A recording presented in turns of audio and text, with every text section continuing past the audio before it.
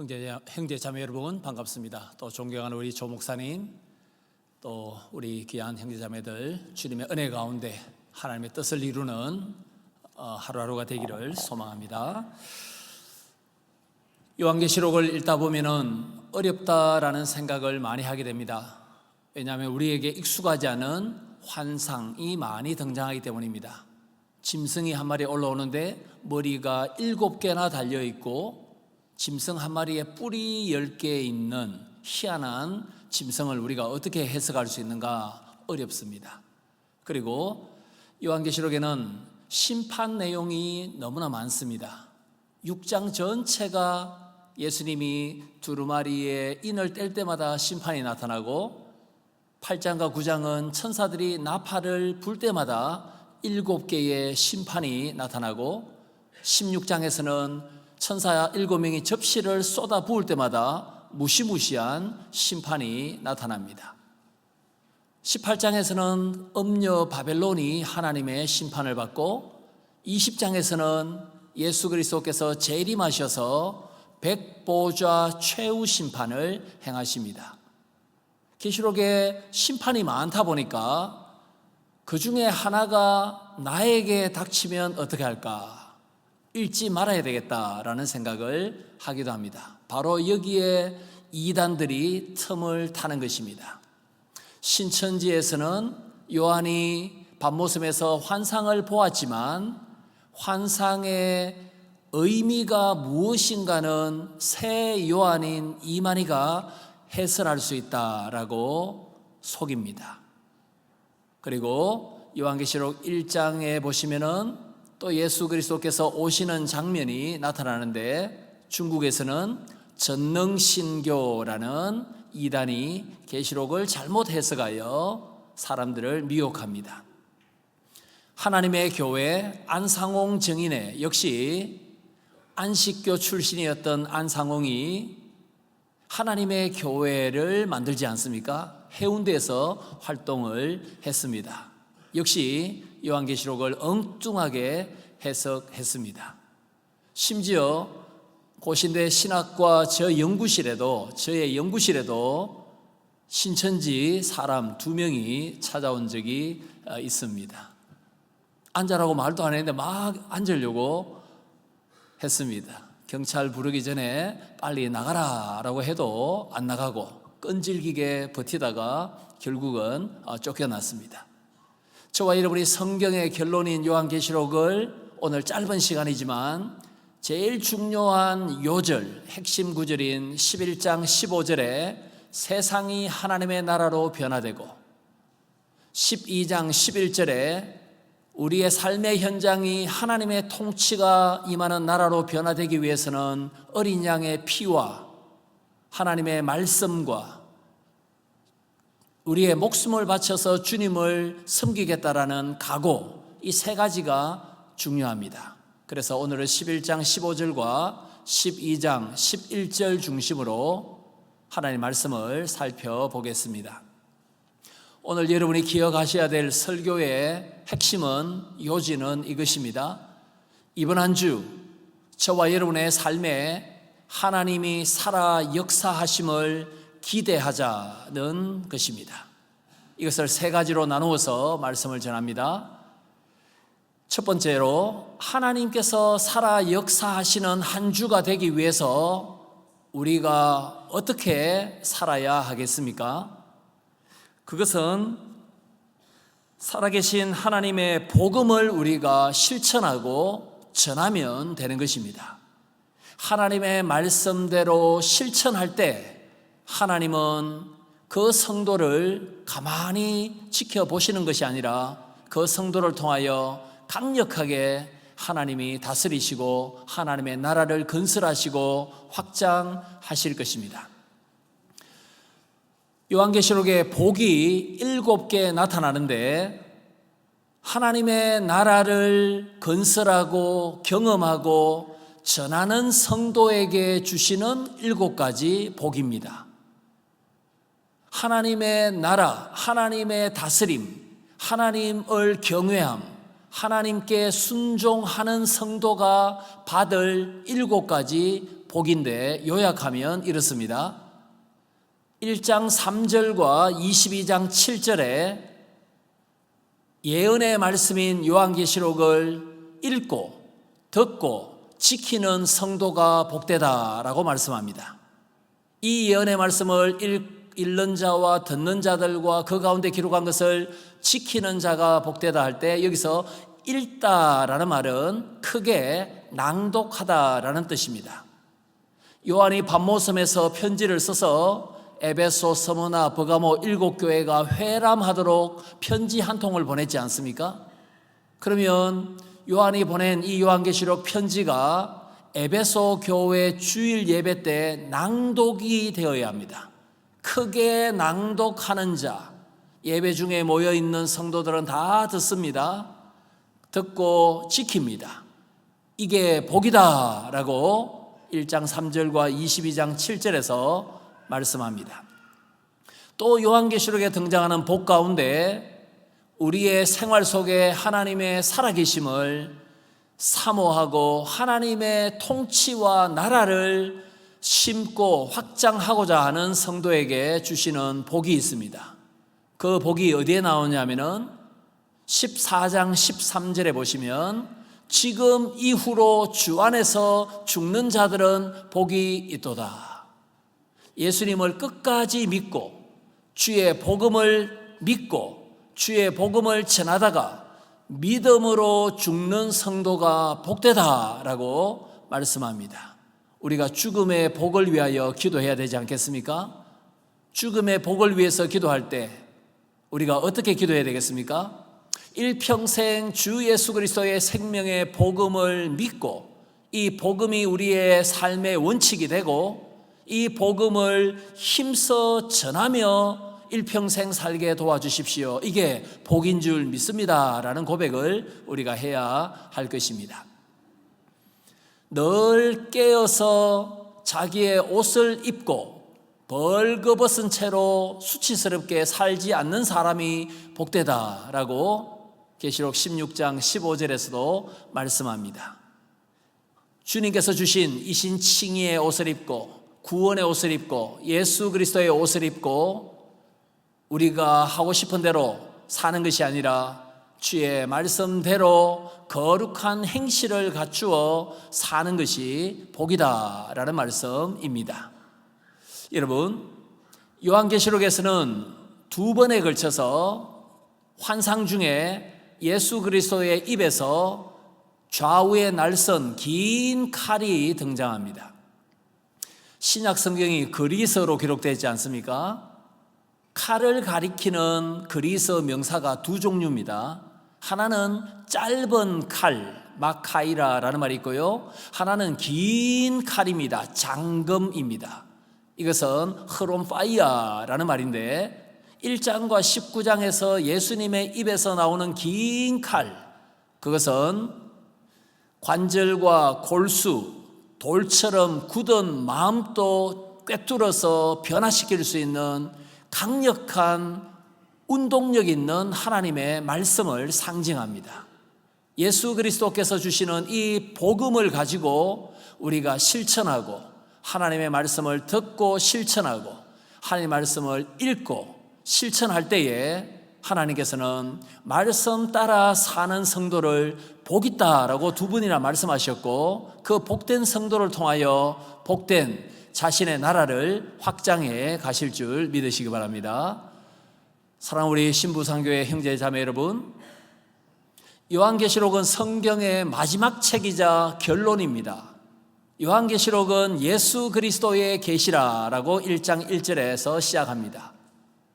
부활 성천하신 예수 그리스도께서 튀르키예에 있던 에베소 교회에게, 스무나 교회에게, 버가모 교회에게, 두아디라 교회에게, 사대, 라오디게아, 빌라델비아 7교회에게 주신 복음의 말씀입니다. 네로 황제가 성도들을 죽이고 박해합니다. 이런 상황 속에 안디바라는 사람이 순교하기도 하고 많은 사람들이 자기가 지은 죄 때문에 고난을 당하는 것이 아니라 신앙을 지키기 위하여 하나님 나라 백성답게 살기 위하여 황제 숭배를 거부했기 때문에 신앙 때문에 고난을 당했던 배경이 요한계시록이 기록될 당시의 상황입니다. 이때 하나님께서는 박해받고 시련 중에 있던 자기 교회에게 고난 속에서도 세상 나라가 하나님 나라가 되도록 너희가 힘써보라. 고난이 끝나면 하나님 나라 백성답게 살라가 아니라 고난 중에도 내가 더 큰 힘과 위로와 능력을 부어줄 테니 내 말대로 실천하라. 그리하면 하나님의 나라가 고난 가운데서도 더 강력하게 임할 것이다 라고 말씀합니다. 마태복음이건 신약성경의 마지막 성경인 요한계시록이건 핵심은 복음이지 않습니까? 구원의 복음이지 않습니까? 그래서 요한계시록에서도 하나님의 말씀을 복음이라고 말하는데 굉장히 특이하게도 요한계시록에는 성경 전체에서 한 번만 나오는 독특한 표현으로 복음을 설명합니다. 창세기부터 계시록까지 66권 성경 가운데 요한계시록에만 등장하는 영원한 복음이라는 말이 14장 6절에 나옵니다. 이 복음은 복음서에 나와 있는 예수 그리스도께서 선포하셨던 복음과 똑같은 복음입니다. 사도 바울이 전도 중에 외쳤던 복음과 똑같은 복음입니다. 14장 6절에 영원한 복음을 천하 만민이 들어야 된다라고 말씀하는데 영원한 복음이 무엇이겠습니까? 14장 7절에 보면 이렇게 설명합니다. 하나님이 세상을 창조하셨습니다. 하나님이 타락한 세상을 구원하십니다. 하나님은 세상을 때가 되면 심판하십니다. 창조와 구원과 심판을 유일하게 주권적으로 행하시는 그 하나님만 예배하는 것이 영원한 복음입니다 라고 14장 7절에서 설명합니다. 저와 여러분이 복음을 누리고 복음을 전하고 전도할 때 영원한 복음을 전해야 되지 않겠습니까? 이때 키워드가 4개입니다. 창조, 구원, 심판, 예배. 진화론, 빅뱅이 아닙니다. 하나님은 말씀으로 세상을 창조하셨습니다. 아담의 범죄로 타락과 죄와 비참이 들어왔습니다. 그러나 독생자 예수님을 통하여 하나님은 우리를 구원하십니다. 그러나 하나님은 심판도 하십니다. 우리를 창조하셨고 우리를 보존하시고 우리를 구원의 은혜로 함께 하시는 그 하나님만 우리가 예배합시다. 이 4단어만 우리가 말이 되도록 연결하면은 우리가 전도할 때 큰 도움이 되겠습니다. 오늘 조금 전에 할렐루야 찬양대가 먼저라는 찬송을 했죠. 마태복음 6장 33절에 근거한 찬송인데 제가 한번 세어봤습니다. 먼저라는 가사가 몇 번 나올까? 8번 나왔습니다. 요한계시록에는 보좌라는 말이 46번 나옵니다. 창조주요, 구원자요, 심판자요, 예배를 받으시기에 합당하신 하나님 어린 양은 보좌 위에 계시지 않습니까? 하나님의 통치. 여러분, 요한계시록에서는 2 단어가 키워드, 주제어, 핵심 단어로 계속해서 반복됩니다. 하나는 하나님이 다스리십니다. 하나님이 하나님 나라의 주인이십니다. 라는 보좌 46회입니다. 그런데 하나님께서는 우리를 구원을 하시는데 누구를 통해서 구원하십니까? 어린 양 예수님을 통해서 구원하셨죠. 그래서 어린 양이라는 말은 요한계시록에 29회나 등장합니다. 조금 전에 우리가 들었던 찬송, 먼저라는 이 찬송가에 계속해서 반복되는 것이 먼저, 나라, 뜻, 모든 것 주시겠다. 이게 계속 반복되지 않습니까? 이걸 이제 계속점, 고집점이라고 부르죠. 요한계시록에서는 요한계시록이 1장에서 22장까지 계속해서 하나님 나라에 관한 복음이 전개될 때 2 단어 중심으로 전개됩니다. 무엇입니까? 하나님은 보좌에서 통치하십니다. 하나님은 어린 양을 통하여 우리를 구원하셨습니다. 하나님이 우리를 다스리시고 하나님이 예수님을 통하여 구원해 주셨습니다. 이게 복음이지 않습니까? 이 복음을 따라서 우리가 살고 전한다면 이번 한 주 하나님의 살아계심을 경험하고 기대할 수 있음을 믿습니다. 두 번째입니다. 이번 한 주 살아계신 하나님이 우리에게 역사하시도록 기대하자. 첫 번째는 복음 따라 살 때, 복음을 전할 때 하나님의 살아계심을 경험할 수 있습니다. 두 번째, 어떻게 할 수 있겠습니까? 우리와 함께 하시는 예수 그리스도께서 주시는 구원과 죄 사함의 은혜를 늘 기억해야 합니다. 우리가 임마누엘 하시는 예수님께서 주신 구원의 은혜, 그리고 회개할 때마다 우리를 씻어주시는 예수 그리스도의 사죄의 은총, 구원의 확신과 사죄의 은총을 늘 감사하며 찬송한다면 우리는 하나님으로 충만한 삶, 우리 주 예수 그리스도로 충만한 삶, 하나님의 살아 역사하심을 충만하게 이번 한 주 우리가 기대하며 경험할 수 있겠습니다.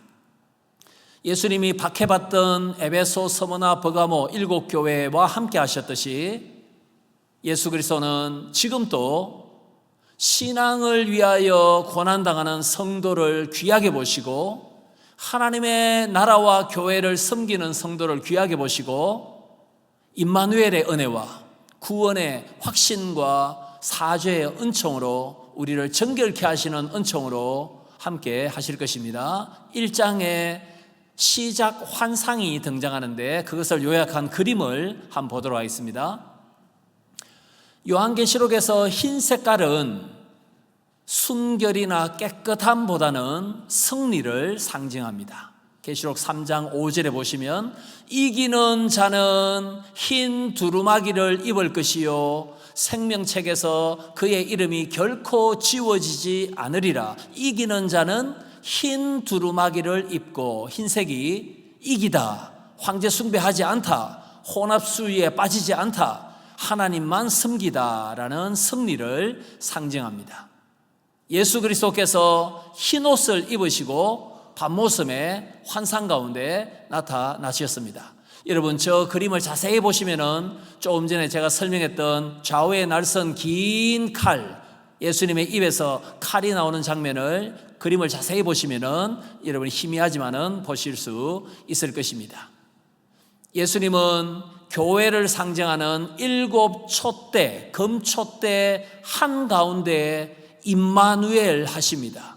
교회를 상징하는 촛대, 어두운 세상을 복음의 빛으로 밝히는 촛대는 교회, 저와 여러분 성도를 가리킵니다.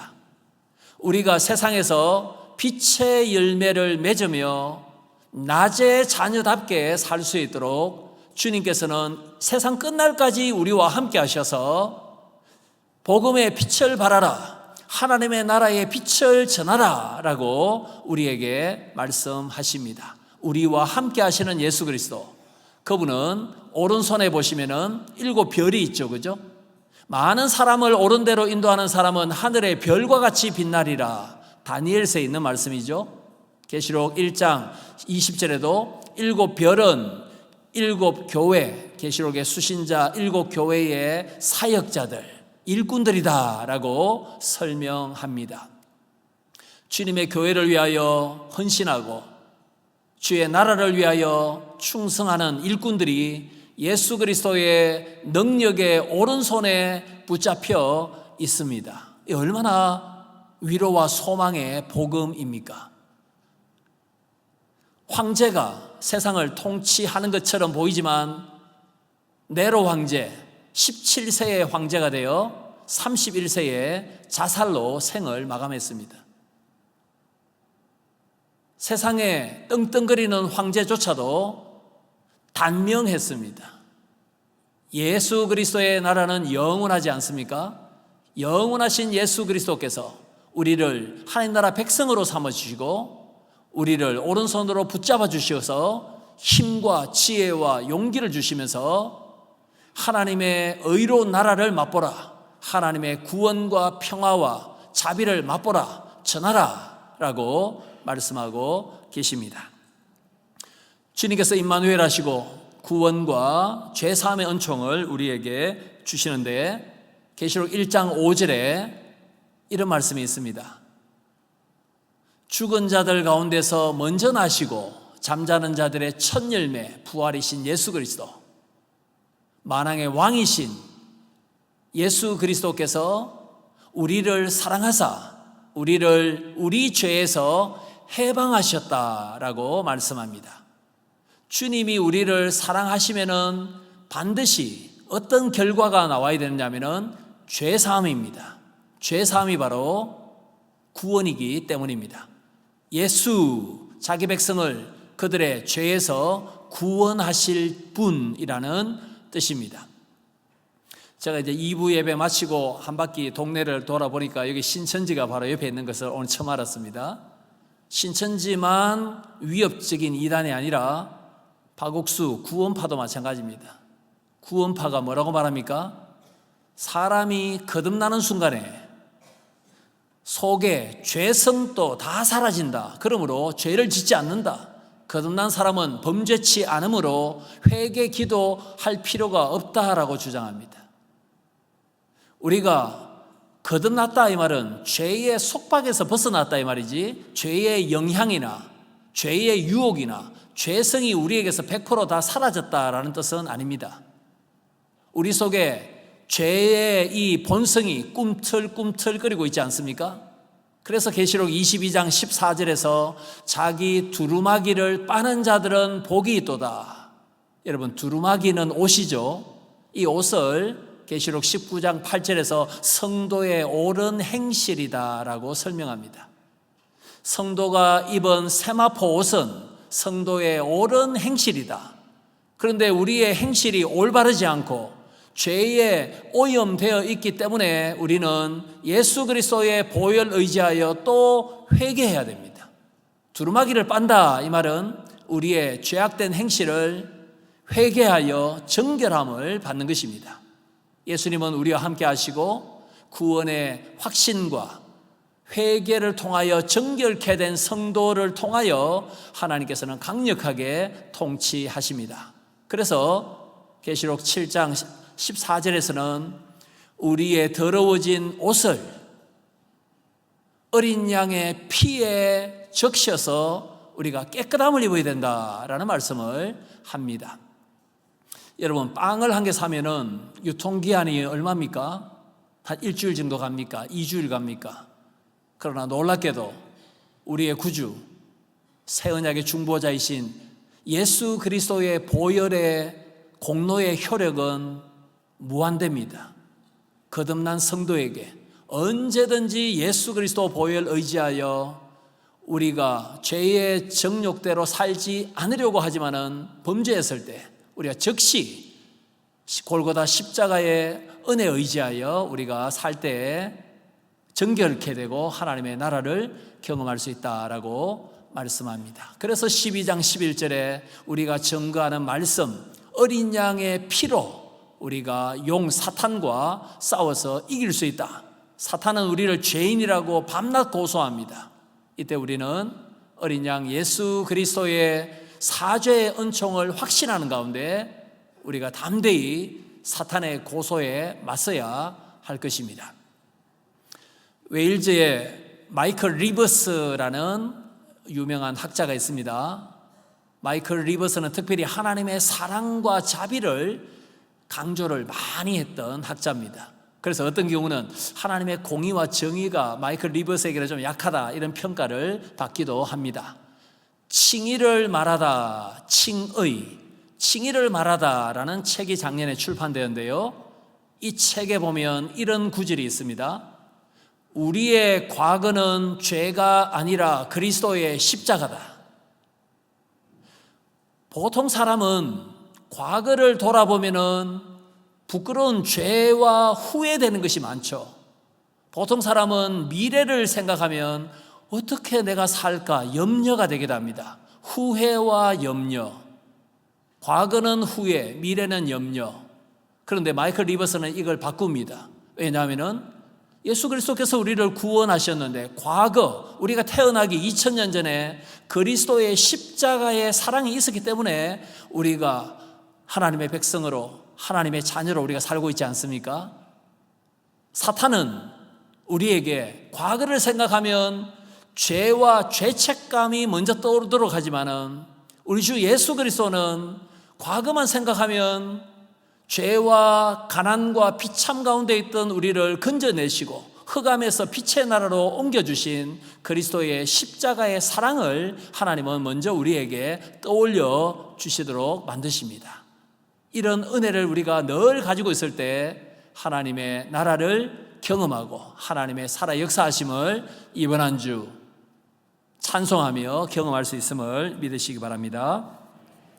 말씀으로 하나님의 살아계심을 경험하고 구원의 확신과 사죄의 은총 가운데 우리가 하나님의 살아계심을 경험할 수 있습니다. 마지막 세 번째입니다. 우리가 어떻게 이번 한 주 하나님께서 우리의 삶의 현장에 구체적으로 개입하셔서 하나님께서 우리 앞서 행하시고 하나님의 놀라운 일하심을 우리가 기대할 수 있겠습니까? 하나님을 위해서 우리의 정성과 힘과 목숨을 바칠 수 있는 그러한 성숙한 믿음을 우리가 키워나갈 때 하나님의 살아 역사하심을 경험할 수 있습니다. 이 내용이 12장 11절에 있습니다. 죽기까지 자기의 목숨을 아끼지 아니하였더라. 이런 각오로 사탄과 박해와 시련과 싸워서 성도가 이길 수 있다라고 말씀합니다. 사도 요한은 7교회를 목회하다가 발각되어서 지금 밤모섬에 유배당해 있습니다. 2장 13절에 안디바라는 순교자의 이름이 등장합니다. 6장에는 복음을 증거했던 목배임을 당했던 순교자들이 많이 등장합니다. 그들에게 승리를 상징하는 흰 두루마기를 하나님께서 주셨습니다. 순교자들은 흰 두루마기를 입고 하나님께 기도하기도 하고 원수를 빨리 갚아달라, 신원해 달라고 간구하기도 합니다. 11장에서는 복음을 전하는 교회를 상징하는 두 증인이 하나님께서 맡겨주신 정은의 사명을 다 마쳤을 때 무저갱에서 올라오는 짐승에게 죽임을 당합니다. 두 증인이 순교하고 난 뒤에 3일 반 동안이나 주께서 십자가에 못 박히신 그 도시의 거리에 시체가 내버려진 상태로 죽음 이후에 수치를 당합니다. 여러분, 사람이 죽고 난 뒤에 당하는 수치가 뭔지 아십니까? 제때 장사 지내지 못하는 것이 죽고 난 뒤에 당하는 수치입니다. 두 정인의 시체가 3.5일 동안 길거리에 방치됩니다. 사람들이 조롱합니다. 잘 죽었다. 예수 그리스도의 복음, 뭐 그런 가짜 복음을 증거하냐 막 조롱했죠. 이때 하나님의 영이 들어가서 두 정인이 부활하고 성천하는 장면이 계시록 11장에 있습니다. 복음을 증거하다가 고난을 당하고 시련을 당하고 목숨을 잃었던 요한 당시의 그 상황 속에 복음을 다 마쳤을 때, 사명이 끝났을 때 죽고 수치 가운데 하나님께서 버려두시지 않고 그들을 살리시고 성천하도록 하시는 은혜, 역전을 주신다라는 것을 이 두 정인의 순교와 부활을 통해서도 우리가 확인할 수 있습니다. 1923년에 미국 북장로교 선교사 펄디, 한국 이름은 부레선입니다. 부레선 선교사가 충청도 선교의 거의 아버지격인데요, 청주, 영동군 중심으로 열심히 선교했습니다. 이때 26살이었습니다. 29살 되었던 1929년에 여름에 장티푸스에 걸려서 사망합니다. 순교죠. 3년도 채 되지 않는 기간 동안 예수 그리스도의 구원과 하나님을 예배함, 하나님의 창조주 되심, 하나님의 심판주 되심, 영원한 복음을 전가하다가 3년 채 되지 않은 기간 동안 열심히 사역하다가 순교했습니다. 이 불의선 선교사의 순교 60주년 기념비가 세워졌습니다. 그게 우리가 읽었던 계시록 12장 11절 요절 말씀이 나옵니다. 죽기까지 자기의 목숨을 아끼지 아니하였더라 라는 말씀입니다. 6월달에 우리가 다 순교할 이유는 없습니다. 대한민국에서 신앙 지키다가 순교하는 그런 상황은 아닙니다. 그렇지만은 주 예수 그리스도께서 우리를 구원하시기 위해서 십자가에서 자기의 목숨을 버리셨다. 그러므로 우리도 주님을 위해서 정성을 다하여 뜻을 다하여 교회에서 직분을 감당하건 세상 속에서 복음의 빛을 발하든 우리가 땀을 흘리며 눈물을 흘리며 힘을 다하여 정성을 다하여 우리가 주님을 섬길 때 하나님께서는 우리를 통하여 하나님의 살아계심을 보여주시고 역사하실 줄 믿습니다. 말씀을 맺도록 하겠습니다. 우리에게는 더 이상 네로 황제와 같은 황제가 없습니다. 그러나 황제만큼이나 우리를 유혹하고 속박하고 강압하는 우리 시대의 황제가 무엇일까요? 만몬입니다. 돈신입니다. 돈신은 주님 재림하실 때까지 세상에 하나님의 강력한 라이벌로 군림할 것입니다. 이단들도 예수 그리스도의 생명의 복음을 변질시켜서 요한계시록에는 또 니골라당이라는 이단이 2장 14절에 나오는데요. 이단들은 끊임없이 이 생명의 복음을 왜곡하여 복음 따라 사는 성도가 하나님의 살아 역사하심을 경험하지 못하도록, 살아계신 하나님의 나라를 경험하지 못하도록, 전하지 못하도록 이단들은 끊임없이 우리를 미혹하고 있습니다. 혼합주의, 하나님에게 한 발, 세상에 한 발, 전적으로 사죄와 구원의 은총을 주신 주님께 우리의 헌신이 바쳐지지 못하도록 우리의 시선과 관심을 분산시키는 혼합주의적인 요소가 우리가 경계해야 할 요소입니다. 이걸 우리가 극복할 때 우리는 세상 속에서도 하나님의 뜻을 이루고 하나님의 사랑과 구원과 회복적 정의를 우리가 실현하며 하나님 나라를 경험하게 될 것입니다.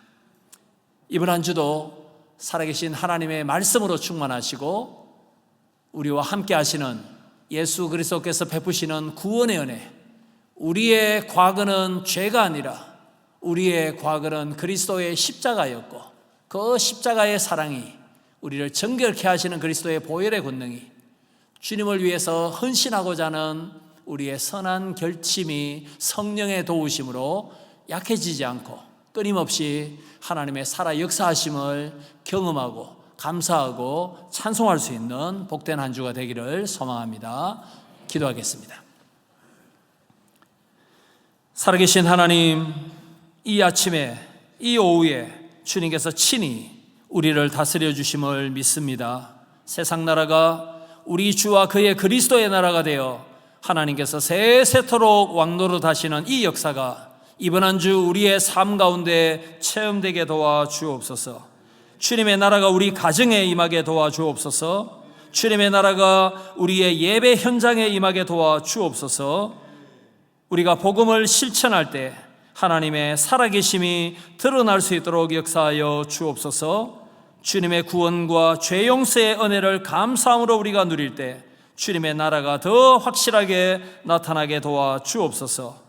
신부상교회가 세상 안에서 생명과 사랑과 정의로운 하나님 나라를 보여주는 구별된 공동체가 되게 도와주옵소서. 주님을 사랑하고 헌신할 때 우리가 기도하며 흘리는 땀과 눈물의 결실이 주의 나라로 맺히게 하여 주옵소서. 복음으로 무장하게 하시고 구원의 은혜로 무장하고 이번 한 주도 예수 그리스도의 심장을 가지고 살 수 있도록 살아계신 하나님을 체험하며 그 하나님을 전가하며 그 하나님께 큰 영광을 돌려드릴 수 있는 저희 모두의 복된 한 주가 되게 도와주옵소서. 예수님의 이름으로 기도하옵나이다. 아멘.